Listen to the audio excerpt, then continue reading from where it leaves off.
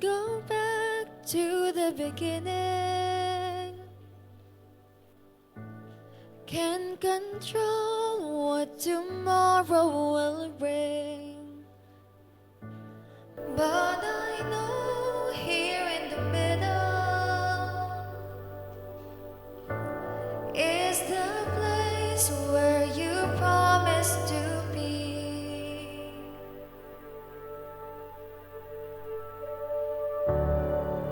I'm not enough unless you come.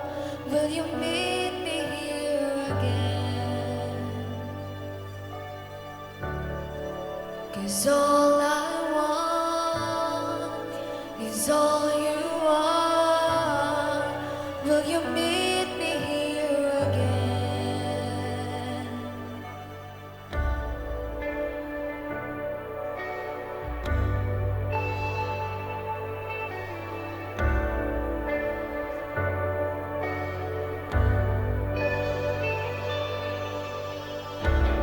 As I walk now through the valley,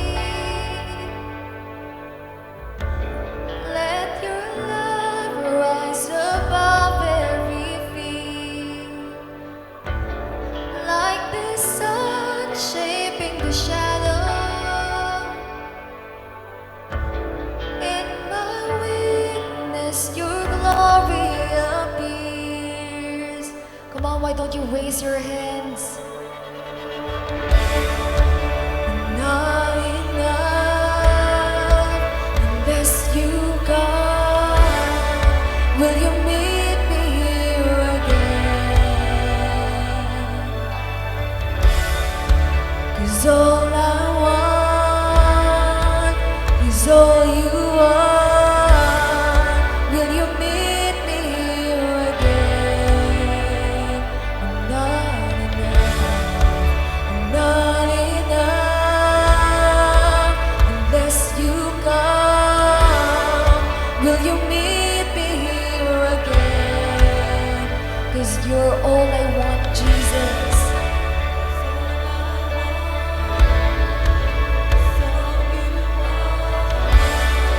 Will you meet me here again?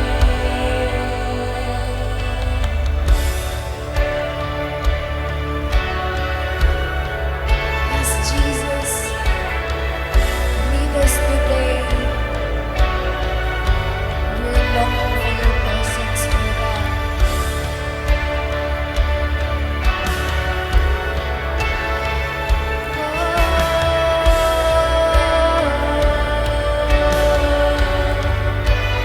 Not for a minute was I forsaken. The Lord is in this place.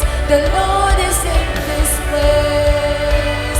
Come, Holy Spirit, drive us away again. The Lord is in this place. The Lord is in this place. Not for a minute was I forsaken. The Lord is in this place. The Lord is in this place. Come, Holy Spirit, drive us away again. The Lord is in this place. The Lord is in this place.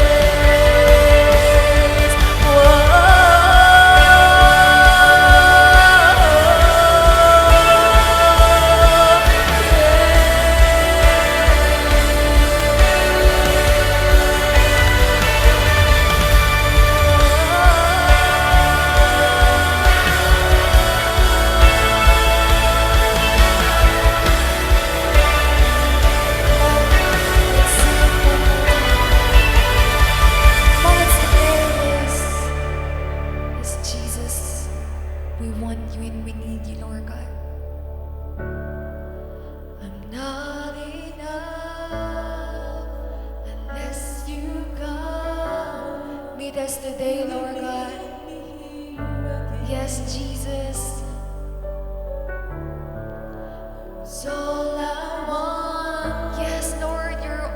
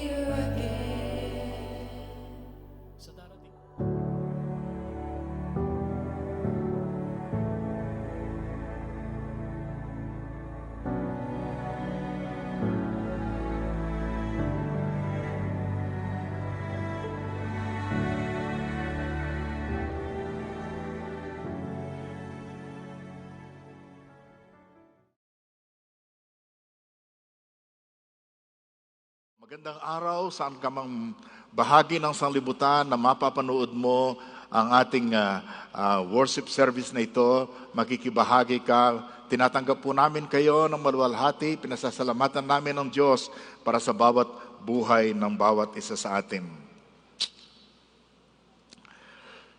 Hindi po gumaganda ang sitwasyon ng sanlibutan. Bagamat tayo maasa na nanalangin, the things will get better. Hindi po nangyayari yan. Last time, ang sabi natin ng presidente ng Pilipinas ay na-COVID. 1 week into his presidency. This time, 2 days ago, it was reported President Joe Biden tested positive that day for COVID-19. Wow! Pati pala mga presidente ng mga malalaking bansa ay nako-COVID din, ano? Kaya hindi ka na magtataka, tayong hindi mga presidente ng mga bansa ay posibleng ma-COVID. Di ba? At ang masamang balita po, 100 million Americans are under heat warnings. And summer po sa United States ngayon. At sobrang init. Maabot ng 95 to more than 100 degrees po. Fahrenheit, ang init doon. And the heat wave in Europe, or heat wave killed more than 1,000 in Europe. Bakit? Sa London po, na dati-dati malamig, ang summer nila, 5% lang daw po ang may air conditioning sa mga bahay. Kaya it's killing people.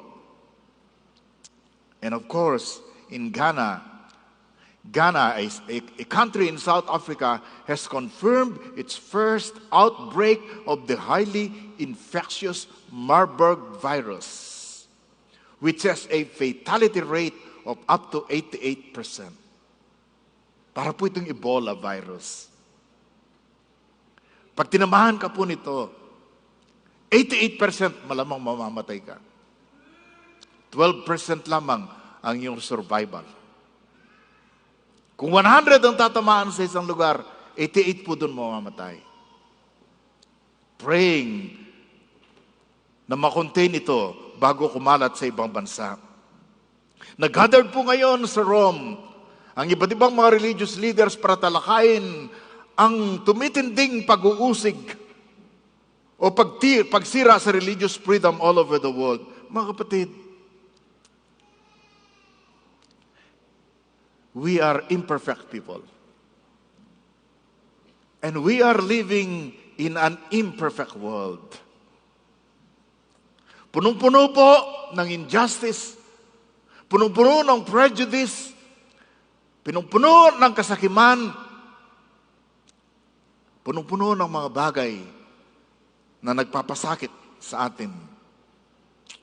We have been victims, we have been hurt, at kumisa naman tayong nakakabiktim sa ibang mga tao. So titingnan natin, magpapatuloy tayo sa ating tinalakay last Sunday. This time, ibahin lang natin ng konti ang topic, how to reboot your relationship. Maybe sabihin nyo, Pastor, hindi naman siguro reboot, reset lang, rearrange lang. Not to start up again. Titingnan po natin mainly ang Romans 12 and partly yung Ephesians chapter 4. Sa Romans 12 po, alam nyo ang pinakasikat na verse dito sa Romans 12 ay yung verse 1. Brothers and sisters, in view of God's mercy, nakikiusap ako sa inyo, iayin ninyo ang inyong sarili bilang haying buhay. Di ba? Natatandaan nyo yun? Pero yun po, hindi po yun ang titingnan natin. Ang tingnan po natin ay mula verse 14 o 17 na lang sa English. Tayo po'y tumayo bilang paggalang salita ng Diyos. Never pay back evil with more evil. Do things in such a way that everyone can see you are honorable. Do all that you can to live in peace with everyone. Dear friends, never take revenge, Leave that to the righteous anger of God. For the scriptures say, I will take revenge, I will pay them back, says the Lord. Instead, if your enemies are hungry, oh wow, feed them. If they are thirsty, give them something to drink. In doing this, you will heap burning coals of shame on their heads. Don't let evil conquer you, but conquer evil by doing good. Tayo po'y manalangin. Dakila naming Diyos, hinihiling namin ang patnubay ng iyong Holy Spirit sa akin, sa bawat isang narito, upang lubos naming maunawaan, matanggap ng may kababaang loob ang iyong message para sa bawat isa sa amin. Hinihingi namin ang pagkukubli mo sa amin, sa kapangyarihan ng dugong nabuhos sa krus ng Kalbaryo. Hindi lang ito maging challenge, Panginoon, kundi maging blessing. At lalong magtulak sa amin upang mapaglingkuran namin kayo bilang bahagi ng katawan ni Kristo, bilang pamilya ng Diyos. Sa inyo po ang lahat ng karangalan at kalwalhatian. In Jesus' name, Amen and Amen. Ito pong passage na ito, itong mga verses na ito, ay nagsisimula sa isang pananaw, sa isang kaisipan, sa isang assumption. Nang sanglibutan ito, ay punong-puno ng galit. Nang sanglibutan ating ginagalawan, ay punong-puno ng panunumpa, disharmony, maraming mga taong naghihirap, mahihina, pero nandyan din ang mga malalakas at may kapangyarihan. Ina-assume ng verse na to na sapagkat makasalanan ng sanglibutan dahil nandyan tayo, makasalanan tayo. Sa aking paningin, ang anumang reboot, ang pagkakaroon ng panimulang muli sa ating buhay, sa ating relasyon, ay magsisimula sa number 1, receive the forgiveness of God. Receive the forgiveness of God. Tanggapin mo ang kapatawaran ng Diyos. Pag hindi mo pa nagawa ito, pag hindi mo natanggap ang kapatawaran ng Diyos, pag hindi mo pa tinanggap na ikaw ay pinatawad ng Diyos, mahihirapan ka po na gawin yung ibang bagay. Receive the forgiveness of God. More fully, more deeply, and more gratefully. Tanggapin mo na tinanggap ka ng Diyos. Tanggapin mo na minahal ka ng Diyos. Tanggapin mo na si Kristo ay namatay para sa iyo, itinigis ang kanyang dugo.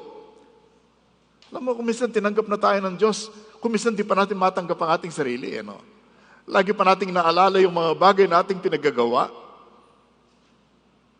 Tanggapin mo na tinanggap ka ng Diyos at tanggapin mo na pinatawad ka ng Diyos. Remember, yung Romans 12 po nagsimula sa verse 1. Of course naman, alangan naman verse 3, di ba?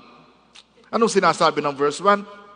Kaya nga, mga kapatid, alang-alang sa masaganang habag ng Diyos. In view of God's mercy. Sapagkat tinutukoy po sa buong Roma, yung katotohanan na tayo makasalanan. Pero si Kristo ay namatay para sa atin, para tayo mapatawad, mapawalang sala.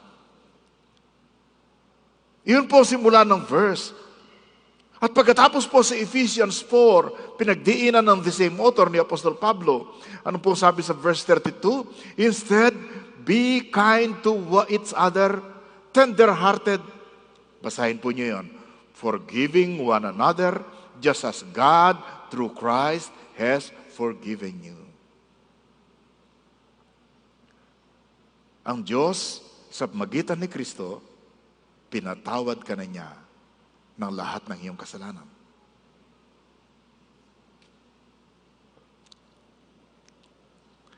Madalas po nating sabihin, sa mga nag-aaral ng salita ng Diyos, sa mga matagal na nating kasama dito, madalas po nating sabihin, Christians are not perfect. Amen? Just forgiven. Hindi ganap, hindi perfecto ang mga Kristiyano. Pinatawad nga lang. Di ba? Nag-sink in na ba to sa ating mga puso? Na nung tanggapin natin si Kristo, natanggap natin ang kanyang kapatawaran, natanggap natin ang katuwiran ni Kristo. The righteousness of God has been deposited in your account. Yun po ang ibig sabihin ng justified or pinawalang sala. Sa tingin ng Diyos, dahil si Kristo ay nasa iyo, wala kang kasalanan. Hindi lang sa wala kang kasalanan, kundi nasa sa iyo ang katuwiran at perfection ni Kristo. Yun lamang ang dahilan bakit nakakatingin ng Diyos sa iyo ng tuwid Ito po isang katatayuan, hindi isang karanasan. Kapatid, kung may nagbabothered sa iyo, hayag mo sa Panginoon. Tanggapin mo na pinatawad ka niya at patatawarin ka niya. In fact, uulitin ko po, you have to receive the forgiveness of God again and again and again. Okay? Secondly, relinquish your right to revenge or to have the right of revenge if you please. Anong ibig sabihin nun? I-surrender mo, ibigay mo, i-give up mo, i-renounce mo ang iyong karapatan na gumanti. Sabihin nyo, Pastor, masarap pong gumanti. Di ba? Di ba, pag ikaw ay binastos, ang sarap din gumanti, di ba? Pag sinabihan kang, ang pangit mo, di ba ang sarap isigaw na mas pangit ka, pangu ka pa. Isa lang sinabi ko, nakadalawa na, di ba? Di ba masarap gumanti?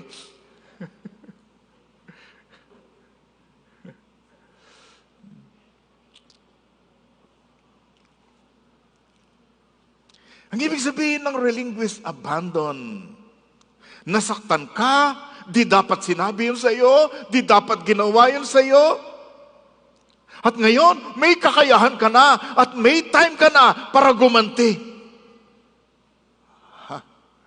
Di ba? May time ka na para ipamukha mo sa Kanya ang Kanyang ginawa sa iyo. Surrender mo ang iyong karapatan at ang iyong katuwiran na gumanti. Ilagay mo sa kamay ng Diyos ang balak mong pag-rest back sa Kanya. Amen? I know, mahirap mag-amen.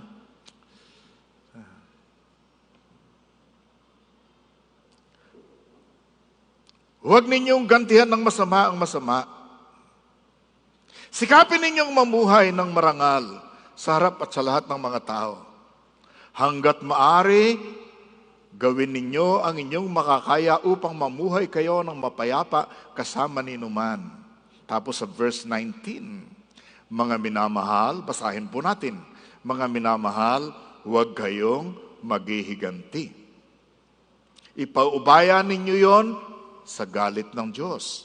Sapagkat nasusulat, akin ang paghihiganti, ako ang gaganti, sabi ng Panginoon. Never pay back evil for evil. Do things in such a way that everyone will see you as honorable. Dear friends, never take revenge. Leave that to the righteous anger of God. Ako ang gaganti, sabi ni Lord. Kaibigan, ang gusto ko lang sabihin sa inyo rito, mas mahusay, mas magaling si Lord na gumanti kaysa sa iyo. Pag tayong gumanti, ang galit ay magmumultiply pa ng panibagong galit. Hanggang sa ating pamilya at ang buong kalipunan natin ay napupuno na ng galit.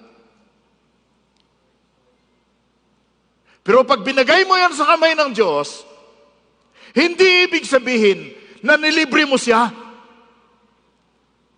Ang ibig lang sabihin, inalis mo sa kamay mo ang paghihiganti. Inilagay mo na sa kapangyarihan at kamay ng Diyos. It does not mean that He is off the hook. It only means He is off your hook, but He is not off the hook of God. Hindi ibig sabihin na siya'y nakawala na sa kanyang ginawa? Nakalibre? No! Ang ibig lang sabihin, wala na sa iyo ang pagganti. Nasa kamay na ng Diyos. Sino sa inyong naniniwala na mas magaling si Diyos kaysa sa atin? Di ba? Palakpakan natin ang Panginoon. So receive the forgiveness of God, and then secondly, relinquish the right to rest back against those who offended you. Number 3, release the offender. Release the offender. Sa direct na translation, forgive those who hurt you. Okay? Forgive those who hurt you. Ginamit ko pong salitang release kasi puro letter R ang naisip kong gamitin. Di ba? Release. Ang ibig lang po sabihin ng forgive, to cancel. Yun bang nililista mo? Isa. Ba, naulit na naman dalawa. Cancel.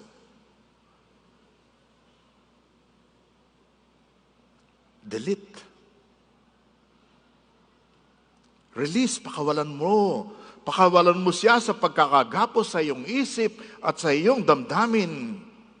Ito po ang paraan ng pagpapatawad. Patawarin mo na, huwag na nating ulitin at ikwento at mag-enjoy ka sa kakukwento sa iba. Ganun po tayo eh. I guess no one is exempted on this.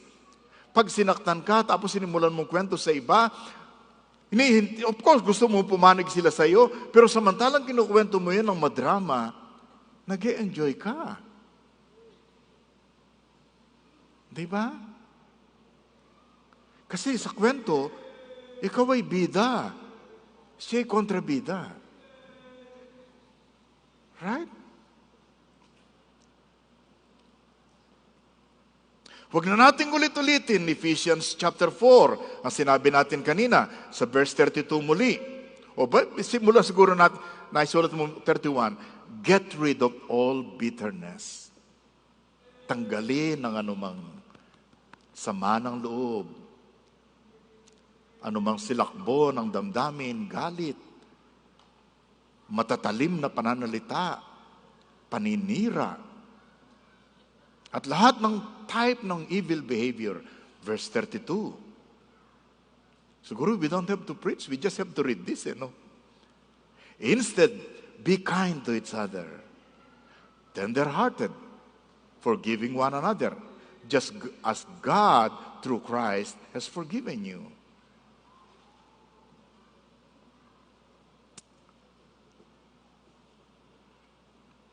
We have said this last time. And we're saying it again, and we will say it again later on. Forgive. Because that is what you have received. That is what God did for us. Forgive.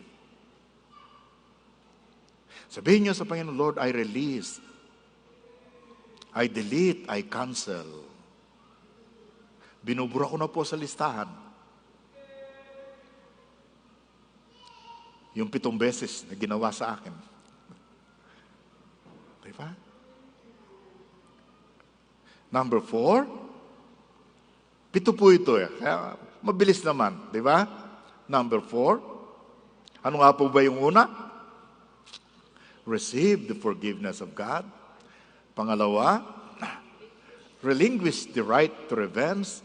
Release the offender. Pang-apat, respond to evil with good.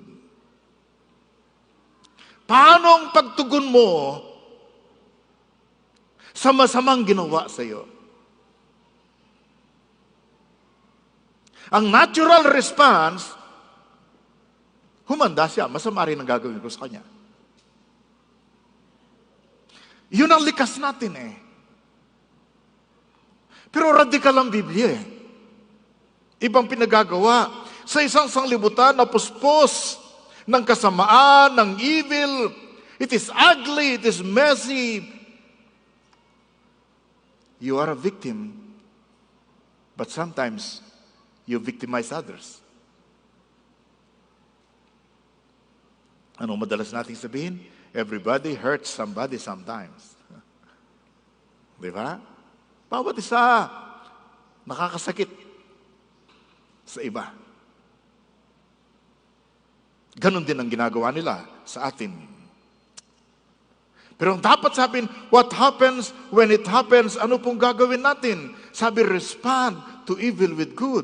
Balikan po natin yung Ephesians 4. Ang sabi, instead, sa halip, be kind to each other and tender-hearted. Ano pong assumption ng verse na ito? Ang assumption, ang pananaw po ng verse na ito, ang mundo'y punong-puno ng unkindness. Kaya dapat gamitin mo, unkind ka rin. Ang mundo'y punong-puno po ng kalupitan, ng cruelty, dapat maging cruel ka rin. Ang mundo'y punong-puno ng galit, okay lang na magalit. Sapagkat yan ang ating ginagawa. Sapagkat ganyan ang mundo. Instead, ang sabi ng verse, when they are unkind to you, be kind. When they are cruel to you, be tender-hearted.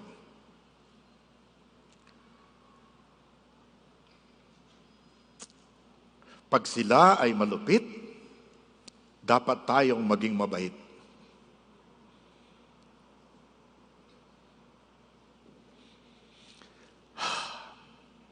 Pwede po kayong magbuntong hininga. Nakamask naman kayo.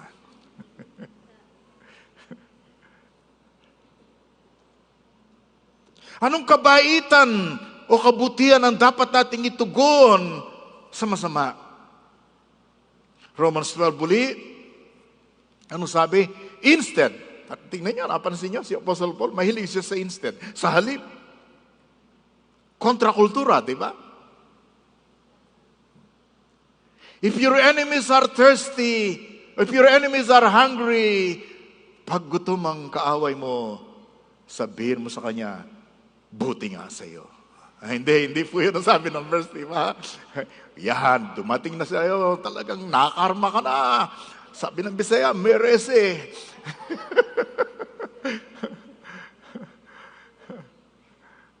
Di ba? Di ba ganun tayo? Hindi eh. Pag ang kaaway mo'y nagugutom, bigyan mo ng pagkain. Iyon ang mabuti na tugon sa masama.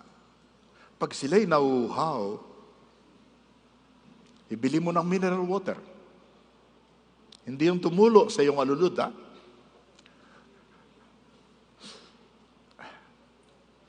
Give them something to drink. O punta ka sa Big Brew Araneta de la Salle. Di ba? Sister Levy?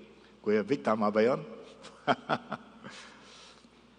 In doing this, when you do this, you will have burning coals of shame on their heads. Ang ibig lang pong sabihin ng expression na ito ay, pag ginawa mo yung kasamaan nila, pagkatapos ginantihan mo ng kabutihan, mapapahiya sila sa kanilang pinagagawa.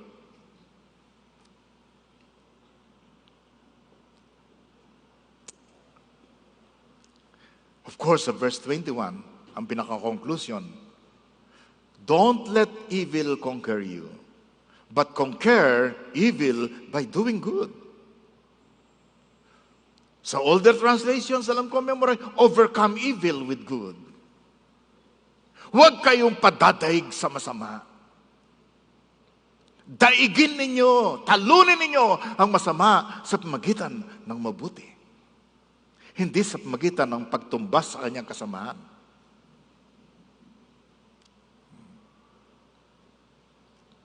Alam niyo naman ang kasabihan ng mga Tagalog eh. Sina-justify natin kung minsan ang hilig nating gumanti. Ako'y mabuting kaibigan, pero ako'y, masamang kaaway. Malupit na kaaway. Hindi po ganun ang turo ng Biblia. Ano pang mabuti ang pwede nating isukli sa kanila? Ang sabi po sa verse 9 sa Tagalog, maging tunay ang ninyong pagmamahalan. Anong ibig sabihin? Merong fake na pag-ibig eh. Sa Sa English, let your love be genuine. Di ba? Kasuklaman ninyo ang masama at pakaibigan ng mabuti. Magmahalan kayo bilang tunay na magkakapatid. Ano pang mabuting pwede nating igawin? Verse 14, idalangin ninyo ang mga umuusig sa inyo. Idalangin ninyo, huwag sumpain. Matindi. Paano ba sa English yon? Pray for those who persecute you. Pray for them. Do not curse them. Bless those who persecute you.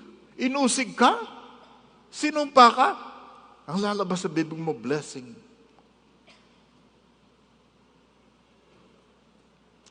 Pwede pong bumuntong hininga. I know these are tough words because this is counterculture. And this is against our nature. Di ba?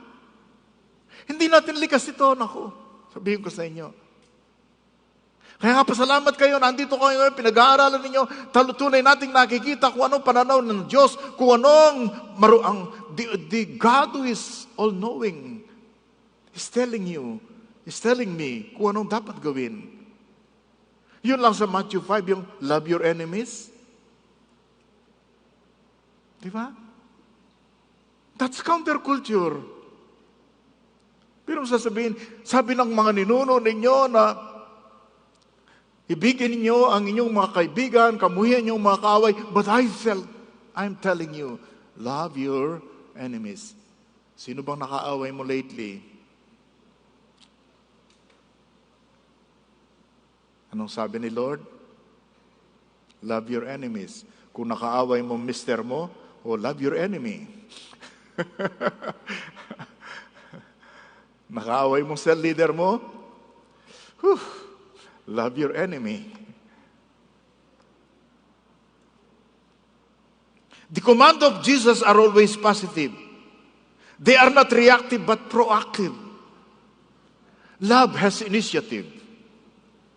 Nagpaplano, plansado, ang desisyon, ginawa ako ng masama, pero ako'y gagawa ng mabuti. Another radical example is in Matthew 18, if you remember. If another believer sins against you, go privately and point out the offense. Tingnan niyo kung gaano ka-radical ito, ha? Kung merong isang kapatid na nagkasala sa iyo, anong dapat mong gawin?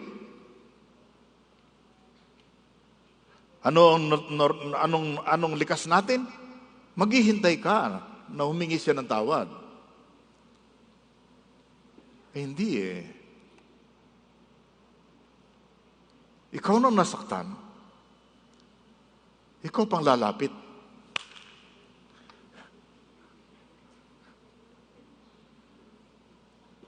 Sabihin mo sa katabi, tanungin mo kapatid, kaya mo yan? Siyempre, ang sagot, hindi, di ba?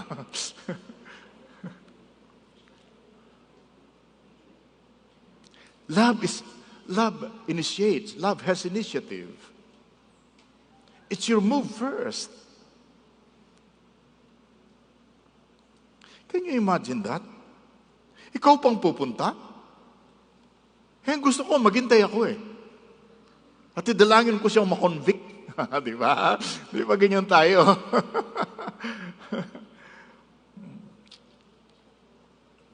Paano kung hindi niya ma-realize? Paano kung mas mayabang siya kaysa sa atin? Hindi na kayo magkakaayos. Di ba? This is radical and countercultural. Pero ito po ang God eh. Hindi siya naghintay na magbago tayo bago niya sabihin, pupuntahan kita. Nung makasalanan pa tayo, minahal na niya tayo eh. Di ba Romans 5:8? Pinakita ng Diyos ang kanyang pag-ibig sa atin nung tayo'y makasalanan pa, si Kristo'y namatay para sa atin. Pag hindi nag-initiate si God, naku pa, wala na tayo. Biro mo nasa krus ng Kalbaryo, inaalipusta, dinuduraan, pinagsasampal. Tapos ang unang dalangin, Father, forgive them. For they know not what they do. Abay, ikaw, sigurado ko, ibang idadalangin mo nun eh. Lord, wag mo po silang patawarin sapagkat alam nilang kanilang pinagagagawa. Di ba?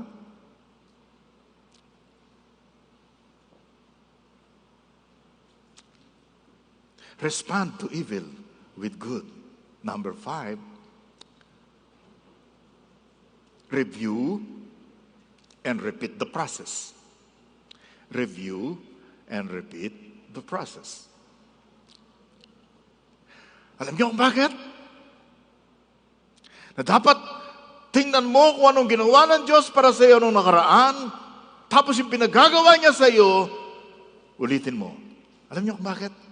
Kasi hindi naman basta papayag si Satanas na kung nagtagumpay ka, pinatawad ka ng Diyos at nagpatawad ka, hindi ka natukso ni Satanas na mag-grass back na gumanti, balikan ka niya. Tutuksuin ka niya. Ipapakita niya sa iyo na mas masarap ang feeling pag ikaw ay gumanti. At ipakikita niya sa iyo ang katuwiran. Alam mo, pag pinatawad mo yan, uulit yan. Eh tayo naman may pagkaengot ko minsan. I mean spiritually. Handali nating bumigay, di ba? Kaya ang gagawin natin dapat, sa halip na pumayag tayong i-refresh, ulit-ulitin sa riwain ni Satanas ang sakit nating tinamo, ang sariwain po natin ang kagandahang loob ng Diyos sa atin. Be the first to review what God has done. And then repeat the process of forgiving and releasing and forgiving again and again. Ikaw ang una, mag-initiate, tingnan mo kung anong ginawa ni God para sa iyong buhay. Then ulitin mo ang process ng, pinatawad ko na to. Pag sinabi ni Satanas na, uulitin niya yan, in the name of Jesus I stand, I have been forgiven. In the name of Jesus, I am forgiving this person. In the name of Jesus, I am forgiving him again. In the name of Jesus, I am forgiving her again.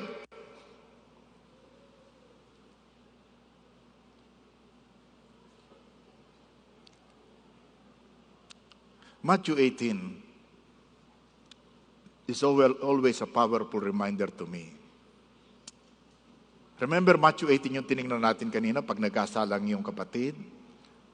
Bandang huli nagtanong si Peter, verse 21. Then Peter came to him, to Jesus, and asked, Lord, how often should I forgive someone who sins against me? Eh, alam niyo naman si Peter, siyang nagtatanong, siya rin sumagot. Di ba? Napakadaling sumagot ni Peter, di ba? Lumulukso siya, hindi pa nag-iisip eh. Lord, sabihin mo sa akin na lumakad ako sa baba ng dagat at lalakad ako. Come, Peter. Ayun, lumakad. Dito siyang nagtanong, siya rin sumagot. Alam niyo ang ibig sabihin nito? Nagmamabait at nagmamabuti si Peter. Kasi sa mga Hudyo, mabuti ka ng Hudyo kapag 3 beses mong pinatawad ang iyong kapwa Hudyo. Eh, dinagdagan ni Peter eh. Peter would like to be very generous. Lord, how often should I forgive someone who sins against me? 7 times? Sabi na iba, wow, galing naman ni Peter.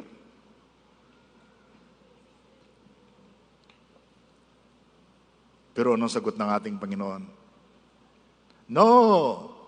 Not 7 times, Jesus replied, but 70 times 7.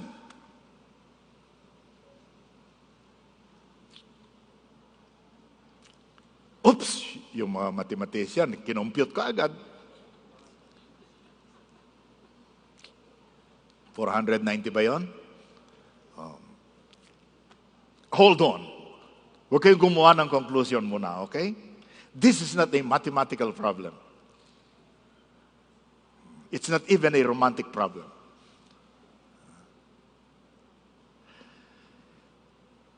Alam mo, for a while, sino bang pwedeng magkasala sa iyo ng paulit-ulit?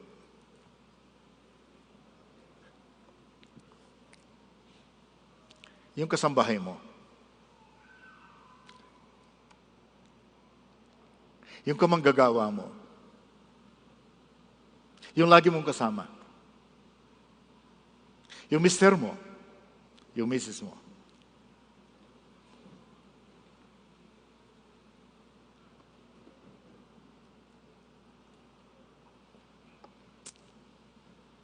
So sabihin ni Jesus, forgive not 7 times, but 70 times 7. Hindi ibig sabihin na gusto ni Lord na mula ngayon maglilistahan ka na everyday. Pag naka 490 ka na, sabihin mo, tapos na, break na tayo. No, I don't think that is the meaning. Ang ibig lang sabihin nito ay, pag lagi kang nagpapatawad, alam niyo yung salitang 7, the complete and perfect number ng Panginoon, di ba? Yung 6, yung the number of man, katulad ng 666. Pag sinabing 70 times 7, ang ibig lang sabihin, ang posibleng ibig sabihin nito para sa iyo at para sa akin ay, pag nagpatawad ka ng 490 times, ginawa mo ng ugali ang pagpapatawad. At ang ibig sabihin, ganap ang iyong pagpapatawad.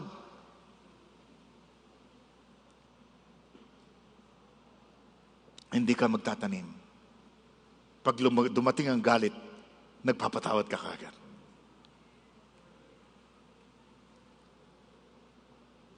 So you repeat, you review. You forgive again and again. Let us make it a habit to forgive. Can you please read that aloud? Let us make it a habit to forgive. Mamaya na yung ganyan, pastor, kanina ka pa dyan, paulit-ulit. Siguro, pastor, narinig mo yung kwentuhan namin ng sama ng loob ko. No, wala ko po narinig. Number 6, reach out to rescue other people. Reach out to rescue other people. Time na lumabas ka, iabot mo ang kamay mo sa ibang tao para sila'y maligtas, kagaya ng pagkakaligtas sa iyo. Maging tunay ang inyong pagmamahalan, kasuklaman ninyo ang masama, pakaibigan ang mabuti, magmahalan kayo bilang magkakapatid, at pahalagaan ninyo ang iba ng higit sa pagpapahalaga nila sa inyo. Alam po nyo, ang isang big purpose ng loving and forgiving, natingnan natin ito noong nakaraan, ayaw pang makita ng ibang tao na tunay tayong tagasunod ni Kristo. Di ba sabi ng ating Panginoong Hesus, bagong utos ang ibinibigay ko sa inyo, mag-ibigan kayo sa isa't isa, kagaya ng pag-ibig ko sa inyo. Sa magitan ng inyong pag-iibigan sa isa't isa, makikita ng sanglibutan na kayo talagang mga alagad ko. Nung manalangin sa ating Panginoong Hesus sa kanyang Ama, I'm praying that they will be one. Bakit? That the world will believe that I am the Messiah.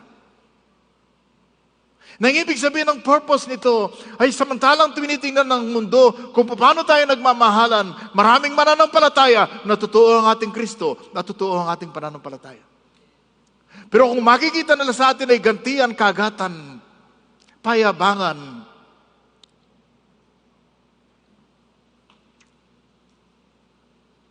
walang maniniwala sa Kristo na ating ipinangangaral. Many years ago, nung unang mga panahon, ang daming suspetsa sa mga Kristiyano. Hindi nila maintindihan ang mga lingwahe nila. Bakit? Ano ba yan, mga kanibal? Bakit sinasabi nilang, this is my body, this is my blood? Kung ano ang pinagbibintang-bintang, masyado silang dikit. Kahit saan nagmi-meeting sila, kahit sa mga sementeryo. Kung wala silang makitang lugar. At walang makapigil sa kanilang pangangaral. At hindi nila nababalita ang nagsisiraan. Kaya sabi ni Tertullian, nung idepensa niya ang mga Kristiyano, sabi ni Tertullian of Carthage, isang sikat na church leader during that time, it is mainly the deeds of a love so noble that lead many to put a brand upon us. Ano po yung brand natin sa tingin ng iba? See how they love one another? Tingnan nyo, grabe. Talagang nagmamahalan sila. At maraming nanampalataya sa ating message. Dahil tayo nagmamahalan, nagpapatawaran.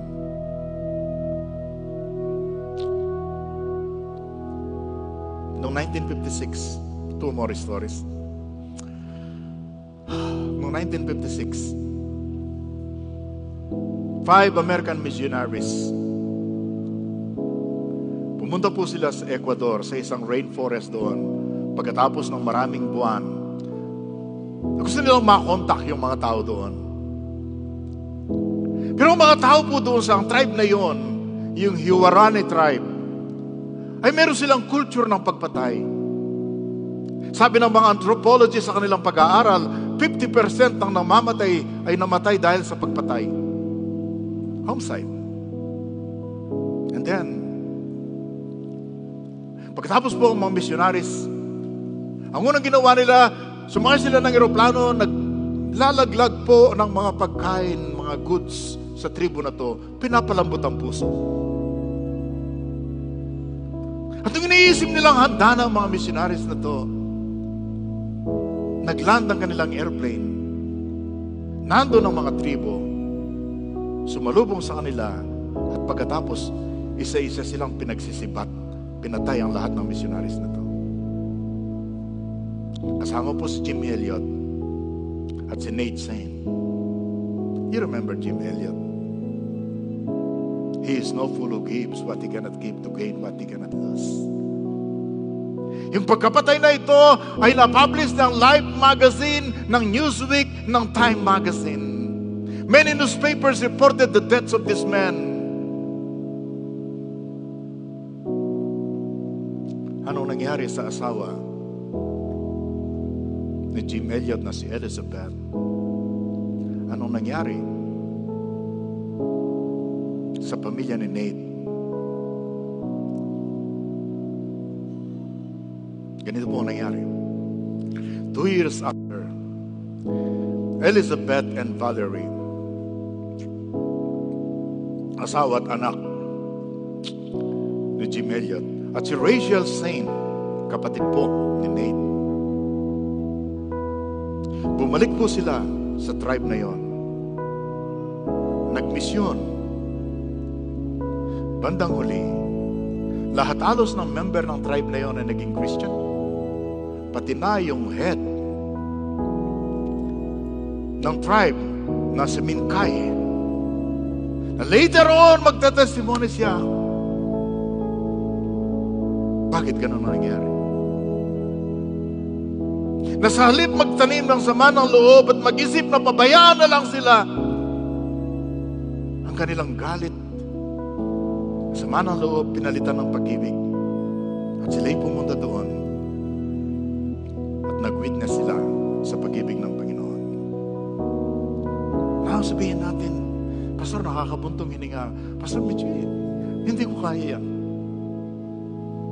Yes, pareho tayo. Hindi ko rin kaya to.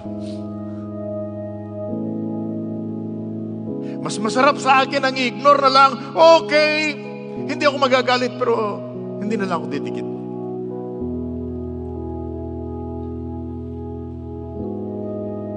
Mga kapatid, lahat ng bagay na ito ay mas madaling sabihin kaysa gawin. These things are easier said than done. Pero merong isang naging challenge sa akin dito. Ito po ay si Alena Wicker. Si Alena Wicker has been accepted to the University of Alabama Hersink School of Medicine. Sabi nyo, normal lang yan. What's so good about that? What makes this news so remarkable? Alena is only 13 years old. Samantalang nag-aaral siya ng high school, nag-enroll na rin siya sa college, sabay-sabay. And at 13, tinanggap siya sa School of Medicine. Sabi niyo, what's the point, Pastor? Ang sinasabi niya, isang little black girl adopted from Fontana, California. Sabi niya, nagtrabaho ko ng gusto para mabot ko to. Sabi niya sa kanyang mother, Mama, I made it. Pag hindi kita kasama, Mama, hindi mangyayari ito. Alam mo, kasama mo talaga ang mga tao sa paglalakbay mo yan, di ba? Parents, family, cell group. And then Alena testified, the ultimate source of her opportunities, thanking God for every open door and for allowing my gifts to make room for me. Sabi niya, nangyari ito hindi lamang sa tulong ng aking mother, kundi ng aking Diyos.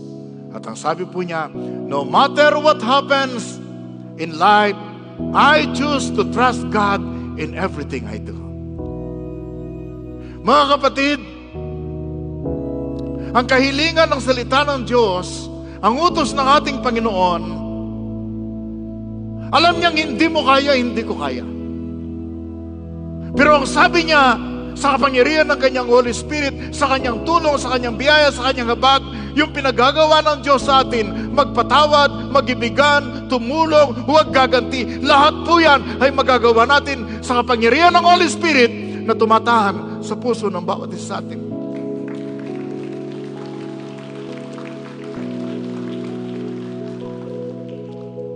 No matter what happens in your life, no matter is the experience, ano man nararamdaman mo, ano mang sakit ang binigay sa iyo, piliin mo magtiwala sa Panginoon. At piliin mong sabihin kay Lord, Lord, in the name of Jesus and by the power of the Holy Spirit, susunod ako, mabubuhay para sa iyo, gagawin kong pinagagawa mo. Tayo po tumayo, tayo manalangin. Hallelujah. Pupurihin ka, aming Diyos, aming Ama. Ang iyong salita ay katotohanan. Ang iyong salita ay nagpapalaya. Lord Jesus, ikaw ang aming Panginoon. Ang ibig sabihin, ikaw ang susundin namin. Salamat, Lord, sa mga salitang binigay mo para sa amin ngayon. Salamat, pinaalam mo sa amin na hindi namin ito kaya kung sariling abilidad lang namin at lakas. You know we are weak. Many times, Lord, we would rather na gawin ang hindi mo pinagagawa sa amin. Pero salamat, Lord, wala kang iniuutos sa amin na imposibleng gawin, sapagkat lagi kang andyan para tulungan kami. Kaibigan, kapatid, samantalang nakayuko kayo, isipin po ninyo, paano kayo nasaktan? Paano kayo tumugon?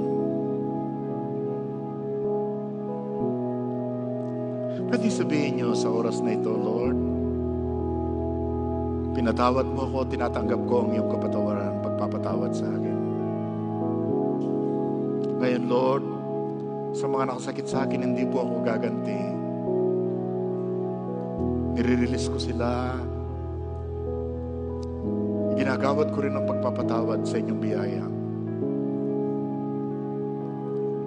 Sa masamang ginawa sa akin, o mangyayari sa akin, Lord, sa iyong biyaya, sa iyong lakas, hindi po ako gaganti. Pagkakatiwala ko po sa iyo ang mga bagay na ito.